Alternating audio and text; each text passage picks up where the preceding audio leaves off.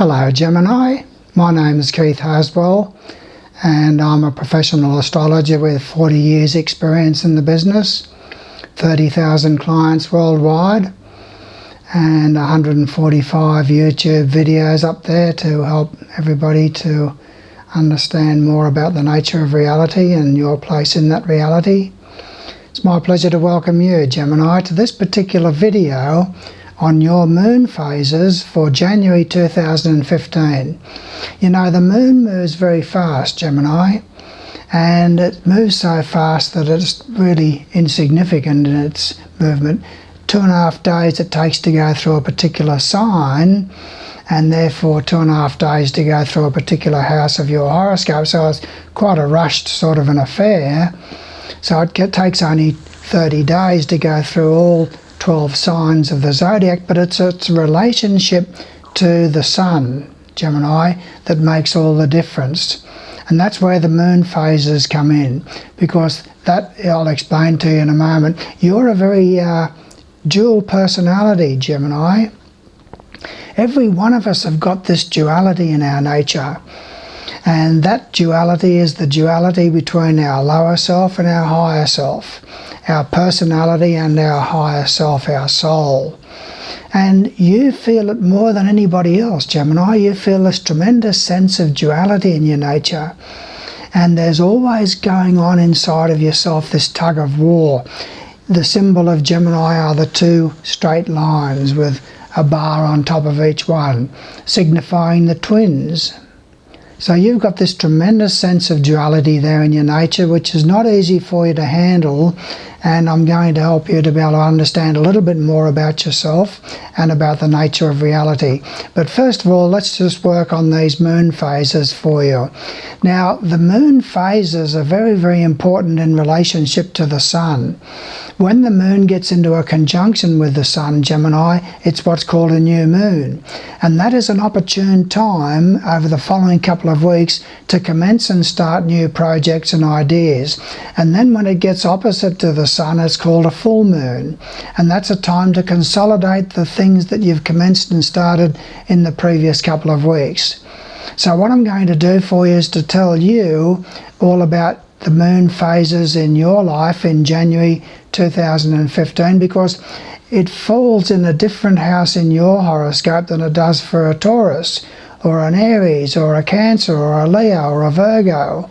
So it's an individual thing for you depending on your sun sign of Gemini or your rising sign of Gemini.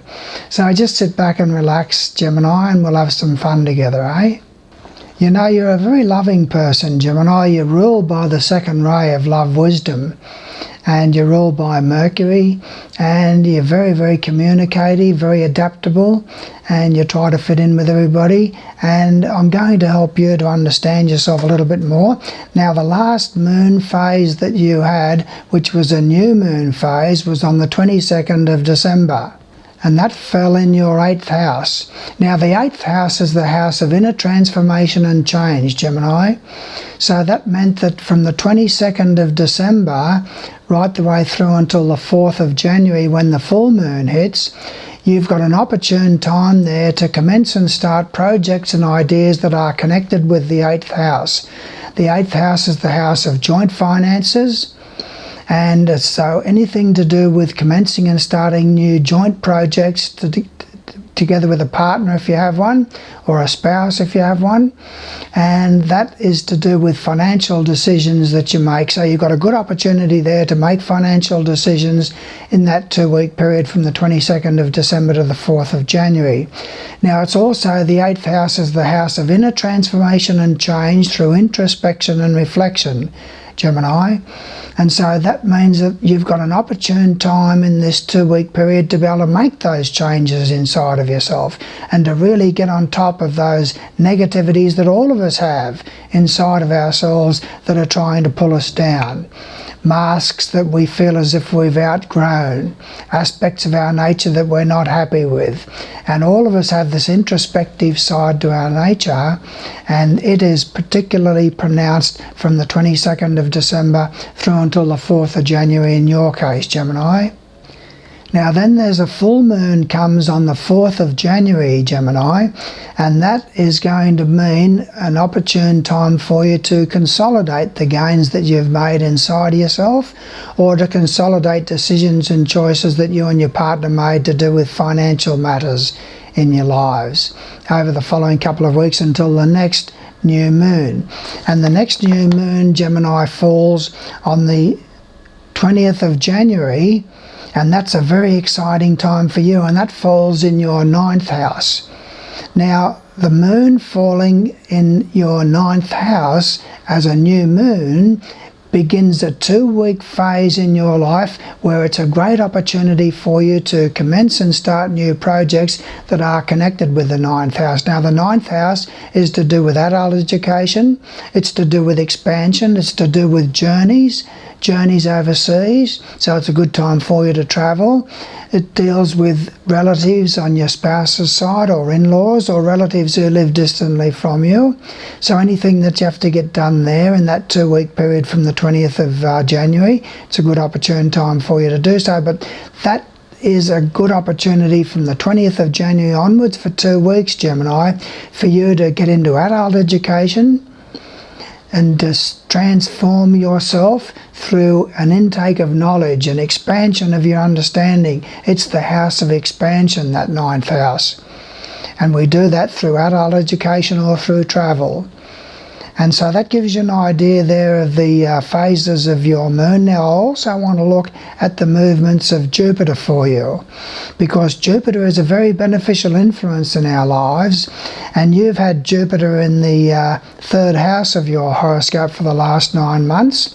So you've felt a terrific urge already in the last 9 months, Gemini, to expand your understanding through study, research and investigation. You've been wanting to curl up with a good book or get onto the internet and find out things and watch YouTube videos and things like that. So you've had this tremendous urge to expand your consciousness and to expand your mind through study, research and investigation in whatever way that appeals to you.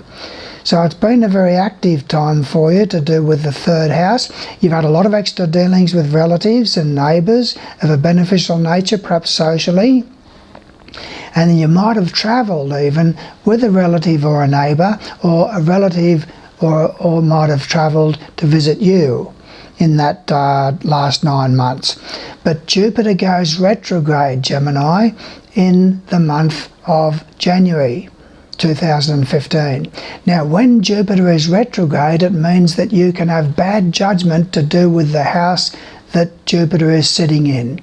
And it sits in a different house for you than it does for Aries or Taurus or Cancer or Leo.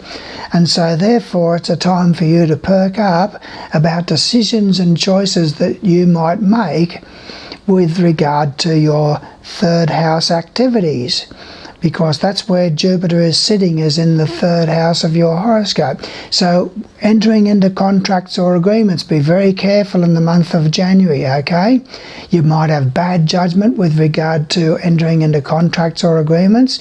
It's not a good time for buying motor vehicles, because you could buy a pup, and there's a lot of secret worries there potentially through relatives and neighbours. So be careful of confidences that you make in communications with relatives and with neighbours, because you can take people into your confidence and your trust, and it might be not wise to do so, Gemini, okay?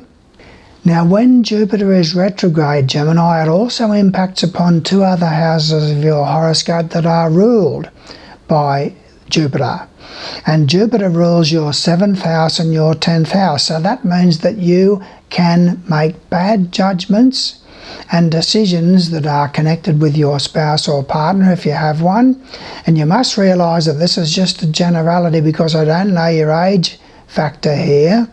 And so therefore things to do with partners and so forth may not mean anything to you if you're 18 and not married, you know, or if you're separated and not in a relationship. But anyway, 7th house matters are also matters that are dealing with legal or court cases. So just be careful of anything like that about your decisions and choices to do with court cases or legal matters. And be careful about confidences and trust in regard to the judgment of your partner. because your partner may be having bad judgment or making bad decisions which are not in your own joint interests. Now, it also impacts, Gemini, upon your 10th house of your horoscope, and the 10th house of your horoscope is to do with career and business. Now, that means that you might make decisions and choices to do with your career or business, say for example expansion or growth or something like that, that may not be in your own best interest. So just check very, very carefully about your wisdom and your judgment about the changes that you might make to do with expansion in business or changes in business or changes in your career. It's also, the 10th house is the house of parents. And so therefore, communication with your parents, just be careful there about your judgment in communication with your parents, because you might communicate in some way that's not really in your own best interest in terms of your relationship with your parent, okay? Now, I also want to look at the movement of Saturn for you, Gemini, because Saturn is a very important and powerful planet, and it embodies the law of economy. So it is the taskmaster. It's trying to communicate to us about all use of energy, money, time, and to use it wisely and economically and in accordance with the law of economy. And Saturn is sitting in your 6th house currently, and it's been there for the last 2.5 years almost. So Saturn in the 6th house of your horoscope means that you've had a pretty rough time of it as far as health is concerned over the last 2.5 years. You've had problems with your health. You've had difficulties with regard to employment. You've had frustrations and difficulties there to do with diet and exercise and things like that. Matters relating to pets. You've had problems with pets, maybe the death of a pet or an illness involving a pet. But Saturn sitting in the 6th house of your horoscope has brought depression, worry, and fears and doubts and so forth to do with your health, and also to do with employment matters. So that is a message from the universe that has been delivered to you to make sure that you look after your health, that you set up a proper diet and a proper exercise ritual and routine, and look after yourself during that time. Now, Saturn is about to move out of that house, and I'll tell you more about that when I do the moon phases for you in February, okay? Now, all of us are charged in life, Gemini, with the task of bringing about change inside of ourselves. The only thing that's constant in the universe, Gemini, is change. And you are called upon, just the same as all of us are called upon by our higher self, to make changes inside of ourselves. In other words, to keep on growing and reaching and stretching, and we only do that through change.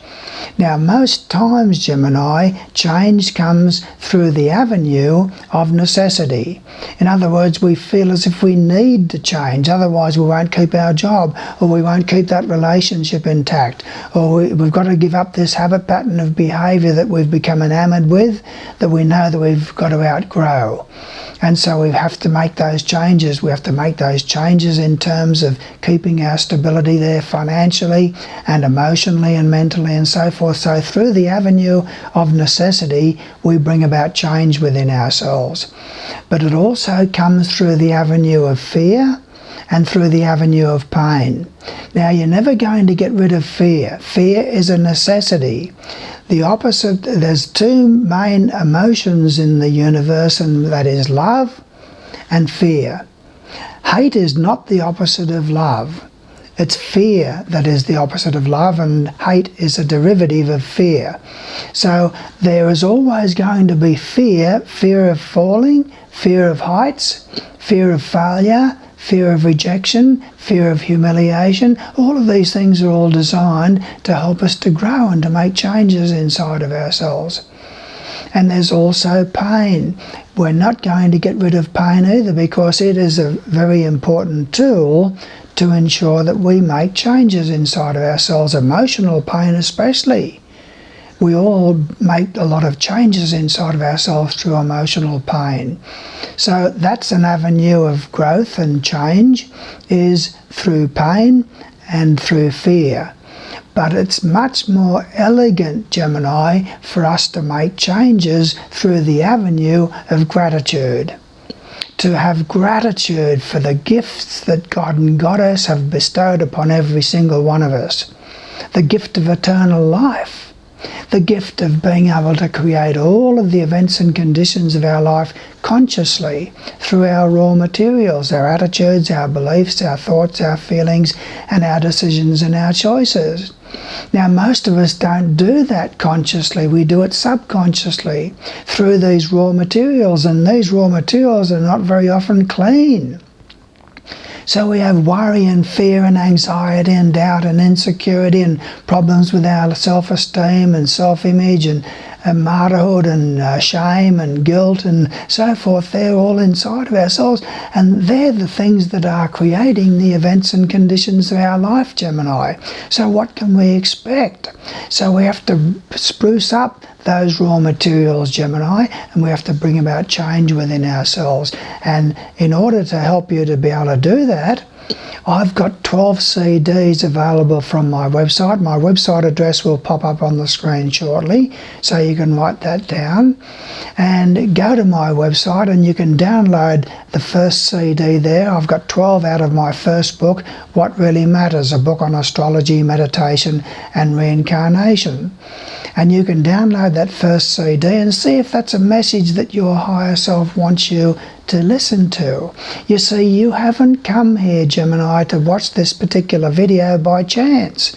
Your higher self reckons that you're ready now to make changes inside of yourself that you weren't ready for even a month ago. So it wants you to make changes inside of yourself that it reckons that you're now ready to make. So when you download that free CD number 1 and listen to that, if it's an important message for you and you feel as if you can take that on board, then download number 2. They're with my voice, with beautiful backing music, and I take you in and out of meditation time and time again, Gemini. So that's my gift to you. Now also, I am prepared to do your horoscope for you free of charge sometimes. Okay, this is what's called horoscope number 1, and it's a free thing that sometimes is up there. I can't always guarantee that it's going to be there, because when I put it up there on the website, I get sometimes 40 orders, Gemini, in one day. 40 orders, so I've got to do 40 horoscope charts. This is individual stuff applicable to you, and I then do a 7-page analysis of that chart in terms of the moon. Now the moon rules your emotions, and where the moon is in your horoscope is different from other Geminis. And I tell you where the moon is in terms of the sign that it's sitting in and the house that it's sitting in, and tell you what that means. And Mercury rules your mind, Gemini, and I tell you where Mercury is in terms of the sign that it's sitting in and the house that it's sitting in, and what that means. And I tell you where Venus is. Venus is your love nature, and that by sign and by house means a certain thing. And Mars is your energy levels, and that where it sits by sign and by house means something. So it's a 7-page analysis of your individual horoscope that's applicable to you, not something that's applicable to all other Geminis or Gemini ascendants. So that's about all that I wanted to communicate to you. Look, it's very, very important. Every one of us have an opportunity to become more of who we really are through an intake of knowledge. We all grow, Gemini, either through knowledge or through experience. But ultimately there must be an intake of knowledge, because you can't just grow through experience. There must also be an expansion of your consciousness, an expansion of your understanding, in other words, about the nature of reality and our place in that reality. So that's what's on offer there with those 12 CDs. And if you like them, well, then you can go on further into my other deeper intensives from my other deeper book. But I won't go into that now. So that's an opportunity now for you. It's nice to have this opportunity to be able to talk with you, and I look forward to working further with you should you decide to. Remember that I can't always guarantee that horoscope number 1 is going to be there, okay? So enjoy the journey with me if you go to my website and listen to my CDs. And if the horoscope number 1 is there, I'll be happy to do that for you and tell you some things about yourself to help you to become more of who you really are. So thank you, Gemini, for your attentiveness here, and I look forward to working further with you as you progress. Thank you.